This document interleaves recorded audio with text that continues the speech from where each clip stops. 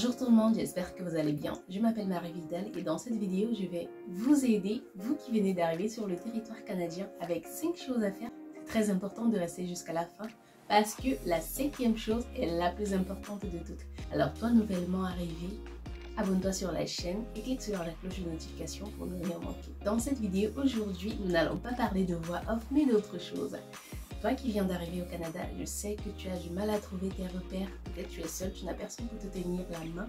Dans cette vidéo et surtout dans cette chaîne, nous parlons d'intégration canadienne de A à Z, comment s'intégrer. Tu viens de faire tes premiers pas sur le territoire canadien. Tu te demandes par où commencer.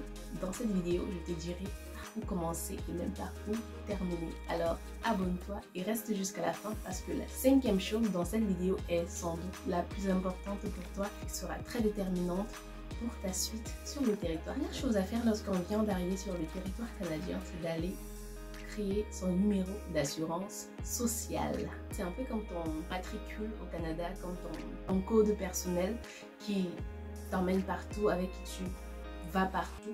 Si jamais tu veux déménager, tu auras besoin de ton code d'assurance sociale. Si jamais tu veux créer ton compte à la banque, tu as besoin d'assurance sociale. Si jamais tu as besoin d'un emploi, tu as besoin de ton numéro d'assurance sociale. Tu en as besoin pour tout.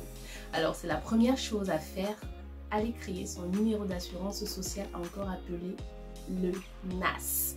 NAS comme numéro d'assurance sociale. C'est vraiment la première chose à faire quand tu viens d'arriver au Canada parce que sans ça, tu ne peux rien faire. C'est une fois qu'on a créé son numéro d'assurance sociale, on ne le divulgue à personne, on ne le scanne nulle part, on ne le garde dans aucun de ses courriels, on ne le partage à personne, même pas à son frère, même pas à sa soeur. Vraiment, c'est ton numéro d'assurance sociale, c'est la chose la plus privée, la plus personnelle que tu dois garder pour toi, tu ne le donnes à personne. La deuxième des choses à faire lorsqu'on vient d'arriver sur le territoire canadien, c'est de créer son compte bancaire. Une fois que tu as ton numéro d'assurance sociale, tu vas à la banque et tu te crées un compte bancaire. Pourquoi? Parce que si tu vas recevoir un salaire, ça passera par là. Si tu cherches une maison, ton bailleur te demandera forcément tes coordonnées bancaires pour pouvoir faire le prélèvement automatique. Pour faire des achats, tu auras besoin d'une carte de débit, une carte de crédit peut-être si tu en as besoin. Et pour ça, il faut passer par la banque. La troisième des choses à faire lorsqu'on vient d'arriver au Canada, c'est d'apprendre Google Maps. Google Maps, c'est l'application incontournable pour pouvoir prendre des bus. Pour toi qui viens d'arriver, tu n'es pas véhiculé, parce que même si tu es véhiculé, je crois qu'il te faudra un petit temps pour refaire un transfert de permis. Et pour ça, pendant ce temps du mois, tu auras besoin de prendre le bus pour te déplacer, à moins que tu sois super riche et que tu peux te permettre des déplacements avec Uber, avec des taxis et tout. Moi, je te conseillerais d'aller apprendre Google Maps sur comment ça marche avec les bus, comment regarder le bus, comment travailler son itinéraire, comment maîtriser le fonctionnement de Google Maps. Lorsqu'on sort dans la rue, on ne sait pas où est-ce qu'on va, comment pouvoir rentrer chez soi en sécurité grâce à Google Maps. La quatrième des choses, une fois que tu penses maîtriser comment fonctionne Google Maps, c'est d'aller t'acheter une carte de bus. Ici au Canada, le bus, dépendamment des villes et des provinces. Par exemple, moi je suis dans la province du Québec. Ici au Québec, le transport en commun coûte 3,75 $. Si tu ne sais pas ce que c'est, à quoi ça peut ressembler 3,75 $, j'ai fait une vidéo sur comment apprendre la monnaie canadienne. 3,75 $ pour un trajet, mais moi, je vous conseillerais d'aller acheter des cartes ou des tickets de bus. Il y a des tickets de bus d'une semaine, de 5 jours, des tickets de bus mensuels, des tickets de bus de la journée. Vraiment, ça dépend de vous. Je priorise toujours l'achat des tickets de bus parce que acheter un ticket de bus te permet d'économiser. Par exemple, si tu sors en une journée, tu peux te déplacer par bus. Tu peux entrer dans au moins 6 bus. À la fin de la journée, si tu essayes de totaliser les 3,75 $ fois 6, ça te fait beaucoup d'argent qui aurait pu t'aider à acheter un ticket. Maintenant, si tu es arrivé au Canada par exemple le 22 et que tu veux acheter une carte de bus mensuelle, je te le déconseille parce que par exemple au Québec, si tu achètes une carte de bus, tu dois vraiment l'acheter le 1er du mois parce que si jamais tu achètes ton ticket de bus, du moins ta carte de bus mensuelle le 22, ça ne va pas finir le 22 du mois prochain, mais ça va finir le 30 ou le 31 de ce mois et tu seras dans les pertes. Donc en attendant le 1er, il faut vraiment recharger ta carte de bus pour la semaine, pour 5 jours, pour Ça dépend de toi, mais il faut vraiment charger la carte mensuelle le 1er du mois, ou le 2, ou le 3, ou le 4, ou le 5. Mais jamais au milieu du mois parce que ça ne te fera pas 30 jours. Donc si tu recharges ta carte de bus le 1er du mois, tu es sûr de bénéficier de déplacements de manière illimitée. Tu peux entrer dans 100 bus par jour. Personne ne te demandera de sortir parce que tant que le 30 ou le 31 ou le 28, le 29 n'est pas arrivé, ta carte de bus ne va pas expirer.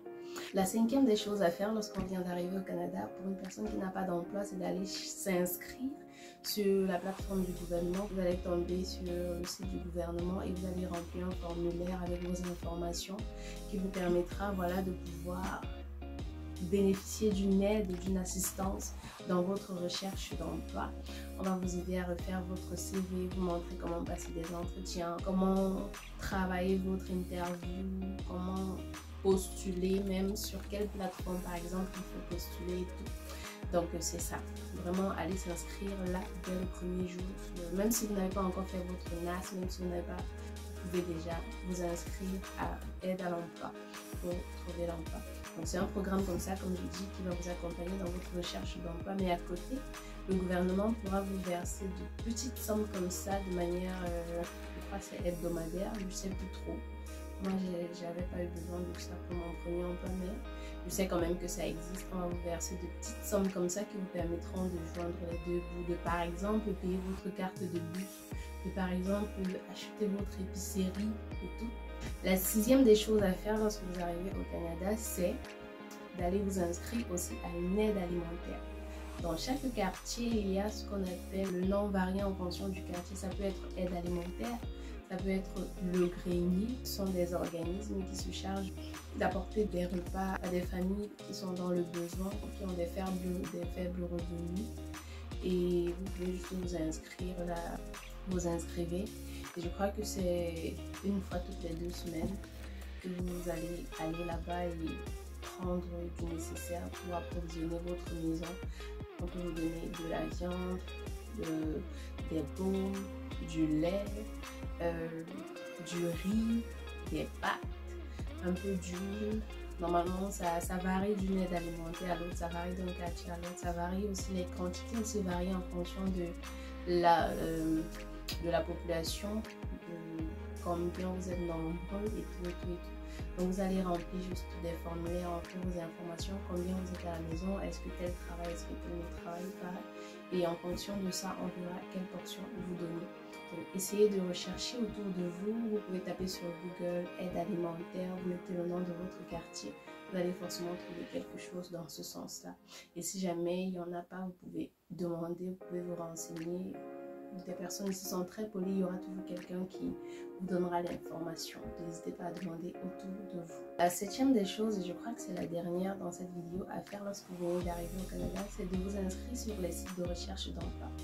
Donc c'est vrai que à l'aide à l'emploi, on va vous aider à trouver un emploi. Le programme dure 1 an. À l'aide à l'emploi, pendant 1 an comme ça, vous bénéficiez de l'aide du gouvernement, que ce soit avec des petites sommes pour pouvoir survivre, ou que ce soit à l'aide à trouver de l'emploi. On vous accompagne. Mais de votre côté aussi, il faudra que vous mettez la main à la pâte. Donc, vous ne pouvez pas laisser tout à la charge du gouvernement parce qu'il y a de nombreuses personnes qui comptent sur le gouvernement et ça peut prendre un peu plus de temps que prévu à vous trouver un emploi. Et pour aider aussi le gouvernement à ne pas trop dépenser dans ces aides-là, parce que ce sont aussi des millions, peut-être des milliards que le gouvernement dépense chaque année pour aider des personnes qui sont au chômage, à la recherche de l'emploi. Donc pour aider le gouvernement dans ce sens-là, vous aussi, vous pouvez essayer de faire les choses de votre côté en allant vous inscrire sur les sites de recherche d'emploi, notamment Indeed, Joblico, Glovedo. Au moins, il y en a tellement. Vous pouvez juste taper sur Google site de recherche d'emploi au Canada. Vous allez en trouver tellement. Créez votre profil sur Indeed. Vous allez voir des milliers de posts chaque jour avec des mises à jour. Tous les jours, il y a des recruteurs qui recherchent des gens. À côté de ça aussi, vous pouvez imprimer votre CV. Il y a des endroits où on fait des impressions. Moi, je connais Burn Depot. À Burn Depot, on fait des impressions. Je crois à Canadian Tire aussi, parfois à Walmart, certaines succursales de Jean Coutu aussi. On fait des impressions. Et vous pouvez imprimer votre CV et aller la déposer de manière physique vous-même partout où vous voulez postuler. Vous entrez dans une entreprise, vous dites oh, je recherche du travail, vous déposez votre CV. Donc vous pouvez le faire de manière physique aussi pour maximiser les chances. Après, je peux comprendre que oui, en hiver, c'est pas très évident de se déplacer comme ça, marcher, aller déposer les CV et tout. Une autre chose que vous pouvez faire, c'est d'aller sur Google, taper par exemple entreprise canadienne ou entreprise québécoise. Vous allez trouver des entreprises, les sites de plusieurs entreprises et vous entrez dans les sites de chaque entreprise. Vous allez aller sur carrière ou sur emploi dans le menu et vous allez voir les postes qui sont à combler ou vous postulez. Ou alors vous pouvez appeler directement le service à la clientèle pour leur dire que vous recherchez du travail. Très souvent, on va vous demander soit d'envoyer votre CV par mail, ils vont vous donner une adresse mail des ressources humaines. On va vous demander d'envoyer votre CV là directement que de passer par les sites de recherche d'emploi. Ou encore, on va vous demander de venir déposer votre CV directement s'ils sont en recherche d'emploi.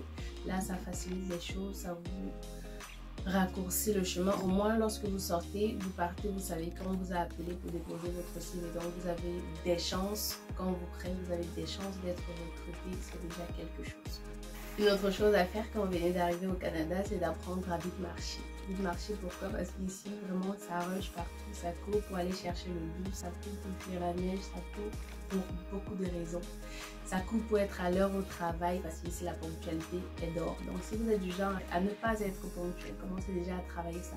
Oubliez vos talons, achetez des paires de baskets parce que vous en aurez grave besoin. Donc c'était tout pour cette petite vidéo. Peut-être que certains en ont déjà parlé, mais c'est toujours bien de se répéter. On dit la répétition est la mère de l'enseignement. Donc voilà, si jamais vous avez autre chose que vous souhaitez savoir sur le Canada, n'hésitez pas à écrire en commentaire de cette vidéo. Je me ferai le plaisir de faire une autre vidéo dessus. Et aussi, si jamais j'ai eu à oublier quelque chose, n'hésitez pas à le préciser en commentaire. Et surtout, si jamais vous n'êtes pas encore abonné à ma page, abonnez-vous, cliquez sur la cloche de notification pour ne manquer aucune de mes prochaines vidéos.